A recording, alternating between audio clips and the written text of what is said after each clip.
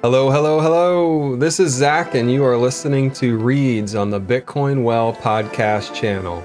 I hope everyone has had a great week. We've been putting out some incredible content, and I'm so excited to be working on something that I love every day, which is spreading the good word about Bitcoin.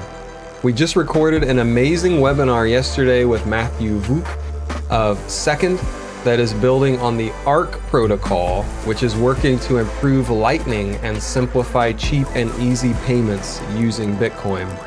Very cool stuff, and I suggest you check it out on our YouTube page at youtube.com/@BitcoinWell, where you can also find video versions of all of our podcasts if you're so inclined.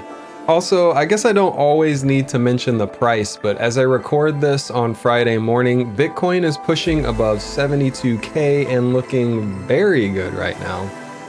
But let's move on to the subject of this episode, which is actually a special 2-for-1. I'll be reading through a funny and insightful blog about how Michael Saylor might not be the best thing for Bitcoin. You know Michael Saylor of MicroStrategy, and how we might need someone that's more for the people and self-sovereignty. Someone hypothetically named Mitchell Mailer. You'll have to listen to know what I mean. And then we have a great article that gets to the philosophical heart of Bitcoin Well, that our primary goal isn't to make money off of you, it's to help you become more free and independent using the best tool for the job, Bitcoin. So stick around and enjoy some mental exploration. And if you enjoy or don't enjoy this content, please email me at z.adair@gmail.com.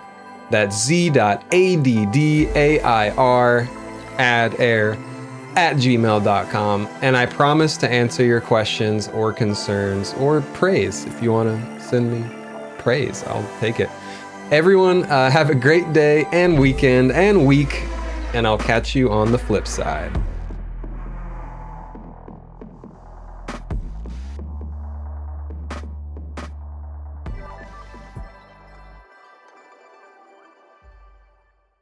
Bitcoin doesn't need another Michael Saylor. It needs someone else. By Conrad Fitzpatrick. 5 years ago, Michael Saylor was heralded by many as the best thing for Bitcoin. As the premier Bitcoin influencer of the last half-decade, he heightened mainstream acceptance, understanding, and accessibility. However, the purchase pattern of Bitcoin is changing, and arguably in the wrong direction.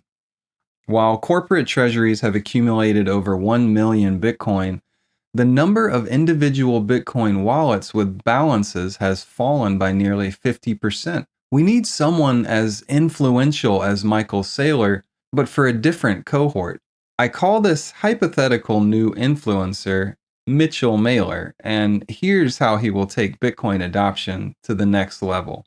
First, a quick recap. In 2020, Michael Saylor transformed the Bitcoin conversation. Since then, he has impacted the space in 3 main ways. First, the perspective shift. Saylor helped many understand why Bitcoin is useful and valuable. He focused on preserving capital over long periods, the availability of custodians, and Bitcoin's CAGR, or compound annual growth rate, becoming the new capital benchmark. He famously described cash as a melting ice cube, while Bitcoin's scarcity is imperishable. Second, he focused on widespread access. By purchasing a massive amount of Bitcoin, MicroStrategy evolved from a software company into a Bitcoin instrument. This allowed investors to gain exposure through traditional stockbrokers and tax-advantaged accounts, arguably paving the way for the Bitcoin ETFs that dominated in 2024 and 2025. And lastly, the Treasury Playbook. Saylor executed a speculative attack on the US dollar by purchasing Bitcoin via cheap credit and convertible loans. As the price of Bitcoin rises, the stock follows, increasing the company's ability to repeat the cycle. Despite his success, Saylor's approach has created new challenges. MicroStrategy's Bitcoin is held in third-party custody, creating a massive honeypot risk. His shareholders miss out on the sovereignty benefit of self-custody. MicroStrategy's Bitcoin is often purchased over the counter, which doesn't immediately impact public order books or drive number go up marketing. And lastly, less Bitcoin is ending up in the hands of normies, or the everyday people who need it most to protect against hyperinflation and asset seizures. During Saylor's rise, three other financial waves showed how influence can capture the social consciousness. First, there was Wall Street Bets. It showed that everyday folks could leverage group purchasing power to topple hedge fund positions. Second, there were the NFTs.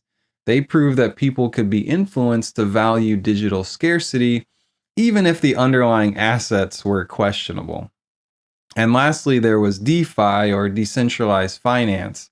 It attracted users through the high yields and unit bias, the psychological appeal of owning millions of low-priced tokens. Many people mistakenly think Bitcoin is too expensive because they don't realize they can buy thousands of Satoshis for just $100. This hypothetical influencer, Mitchell Mailer, will take these lessons from Wall Street Bets, NFTs, and DeFi and apply them to the Millennial, Gen Z, and Gen Alpha cohorts. While Saylor convinced the financially savvy to buy MicroStrategy and ETFs, Mitchell Mailer will influence everyday people to pull their Bitcoin into self-custody. He understands that while the elites are accumulating Bitcoin, they don't need it as desperately as the middle class does. By packaging the idea of Bitcoin in a receptive, modern way, Mailer will usher in a new wave of true sovereign adoption. We're not selling Bitcoin, we're selling freedom by Chantel LilyCrop.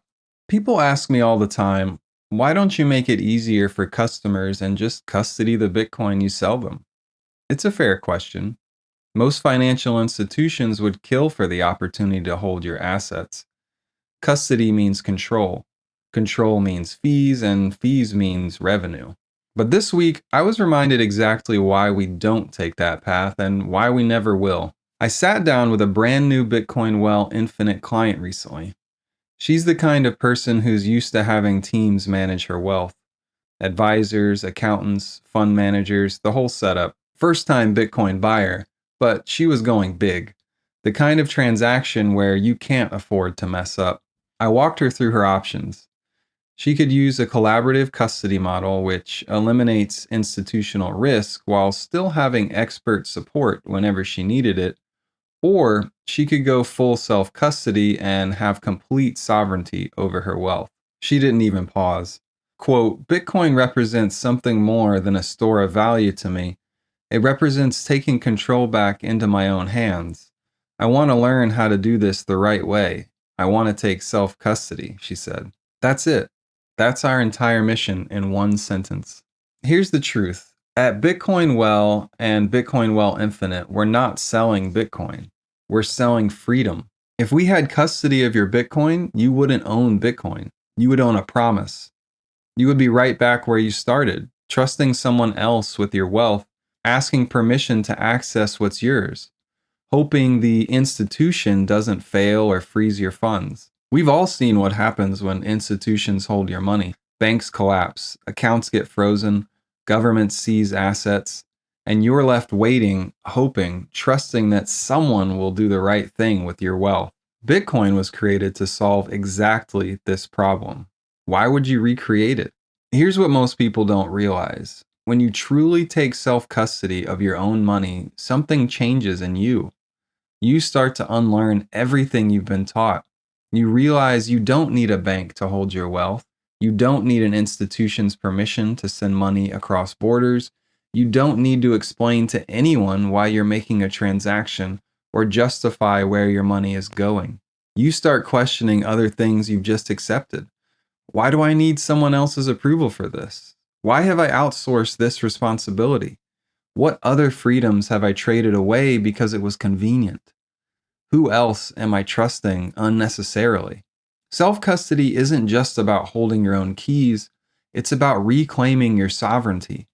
It's the first domino in a much bigger awakening about what ownership actually means. That client I mentioned, she gets it. She understands that the difficulty is the point. Education and responsibility aren't barriers, they're the price of freedom. Is self custody harder than letting a third party hold your wealth for you? Yeah, it is.